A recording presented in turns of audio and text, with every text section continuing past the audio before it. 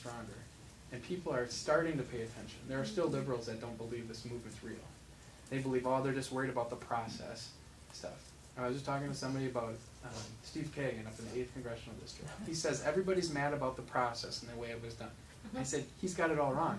Let him believe what he wants. Yeah, they're worried as hell about spending Yeah. and overreach on the federal government, taking away our personal our health care. That's what they're worried about. It's not about process. He doesn't get. Yeah, we're frustrated with the process, ramming stuff through. Yeah, but that's not the anger. And this is going to be here to stay. So groups are starting to come up. What would be helpful though, moving forward, once the elections are over, I mean, we'll obviously hope to, if everything's successful, we come back to groups like this and give regular updates about things that are going on. Constantly keep people informed about it. Have people, whatever point of contact and references you guys are comfortable with. And if there's one person that you want email contacts to go to and that person gives to the rest of the group, whatever people are really comfortable with and your method of communication is what works best.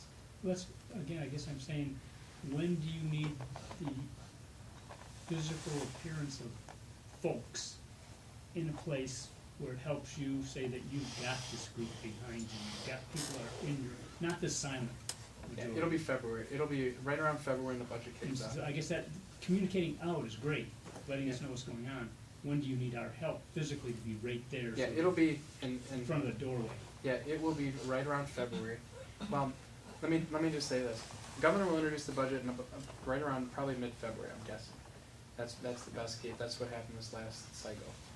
When liberals start picketing at the governor's mansion, and state employees are picketing across the state regularly, and in the rotunda, which I guarantee they will be, around the square, and they will be at the governor's mansion. When that starts happening, that's when we need you. Well, that's my point. You need to communicate that part of it. Well, that's what we will. But the important thing is to understand that, I mean, we can say, yeah, we got to communicate, but let's actually talk about how. How am I going to do that? How is my office of lieutenant governor within the governor's office? How are we going to be able to, which point person? Tell me the email address. Tell me the phone call. At a moment's notice, we can get on. Within an hour, we can have 5,000 people at the Capitol. How do we do that? I mean, that's ultimately the question I think you're asking. Well, that's the question is how, is that what you would like to see? Yes. So. Absolutely. I think the vehicle Absolutely. is then. You almost have an alert system. Yeah, exactly. Raise it up to certain That's certain what I was levels. getting- That was what I was getting. Yeah, and I didn't catch that right away, but ultimately it's going to be the budget, because that is going to be the biggest battle that's going to be fought. And there will be pickets at the governor's mansion, I guarantee it, because state employees are not going to like what happened. And I'm just talking about paying into their health care a little bit. I'm not talking about radical, paying into their health care, which is going to save the state millions of dollars. Paying into pensions, which I've supported as a legislator, and should have to pay. I mean, the state government, state legislators, state employees should not be getting more, in my opinion, than the private sector averages in that county. It just shouldn't be. People paying the bills are the ones that should be getting rewarded more. So, and I like that idea of an alert system, though, as we talked through a little bit. Yes, I would think you would need to support the backing. You would feel like you're not alone, even though there's a silent majority out there that's electing you. Are they there willing to come and boots on the ground and be there right behind you saying, yeah, we're here? I can assure you we'll need you. Our group primarily deals with local issues, city, county, state. However, since the last national election, we feel like we've been swatting flies in every single direction. We were talking about stuff today that we're going to really need to pay attention to on the national level. And my biggest concern personally is state sovereignty rights. And I see that as really the only good defense that we have against the federal government intruding on and not only our state, but every state. And I don't think our states exercise their muscles enough to be able to block this nationally.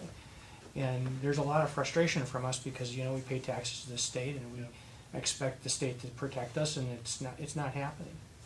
And if you could just kind of reflect on it a little bit, just give us your views on how that could happen. I agree with you 110%. I'm a strong believer in the 10th Amendment to make sure that states can exercise the full authority. It is not in the federal Constitution. We have the rights as states and should exercise the rights. The most recent example is through the federal healthcare system. I believe J.B. Van Hollen should have sued right away. He ultimately did, or is trying to, ultimately. if we get elected in November or flip a house, it's gonna be able to happen. You realize that took some convincing. I know, trust me, I know. I was on the bill and on the letter to convince him. So I have been trying, and I saw him at events, and it was really obvious what needed to happen, in my opinion. So, I mean, I was literally on that legislation to help try to do that.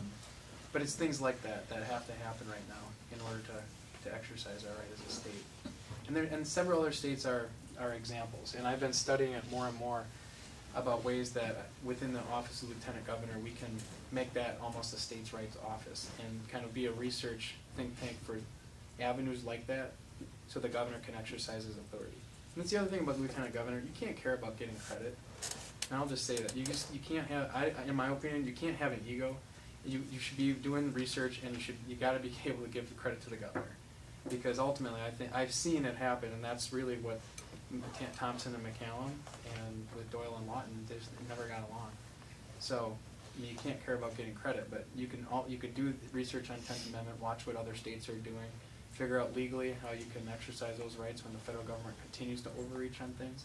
Because this healthcare bill is one thing, there's going to be others. Well, right now, doesn't seem to be any mechanism in place for people like us to be able to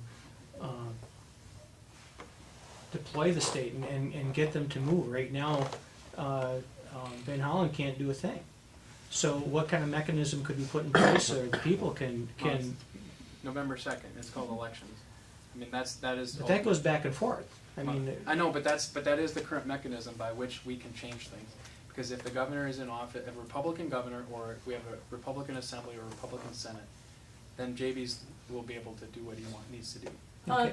Interestingly, we actually have some people. We're affiliated. This group is affiliated with a loose coalition of other grassroots groups across the state, approximately 70 groups. One of my key colleagues within the coalition has actually been instrumental in writing to J.B. Van Hollen's office to request that research be done on how a lawsuit can be filed on behalf of the people rather than on behalf of the government of the state of Wisconsin. I like it even better. This is something that actually the state of Michigan was able to do, and my colleague in writing and discussing this with Van Hollen's office said, it seems to me very unlikely that the framers of the Wisconsin Constitution would not have envisioned a situation in which a runaway government controlled by one party would have made it impossible, without the people would need to be able to be consulted by the Attorney General's office. And his office said, you're right, we should do research on it. So that's the other legal, So through the court system. I mean, that would be the other avenue. So we have the elections that we can go through and play through. But then also through legal means, hopefully we can have the ability to do that. that's what we're hoping, is that And Van that's Hollen's probably- office comes through with something like that. And you're right, with elections coming and going, the only sure bet is to get it within the legal system and have a decision be made and side with the people of the state. I mean, ultimately, that would change the framework forever. And so I think it will be a more lasting change. well, and I guess that's kind of where I was headed with my comments and questions. It's right now we have to fight for that. There's no mechanism that's there that we can just rely on. Right. I mean, if J.B. Van Hollen's office, for example, comes back with the conclusions of their research and says, there's nothing that allows us to move forward on behalf of the people of Wisconsin, then is there something that can be done? Would the governor and the lieutenant governor, for example, be able to advance the idea that perhaps, the state constitution maybe needs to be amended so that? Absolutely. Okay. I mean, we can promote those ideas. You can either change the Constitution, you can try to, depending on the reasons what the Attorney General's office would lay out as to what those hurdles are, figure out what the hurdles are, break those hurdles down.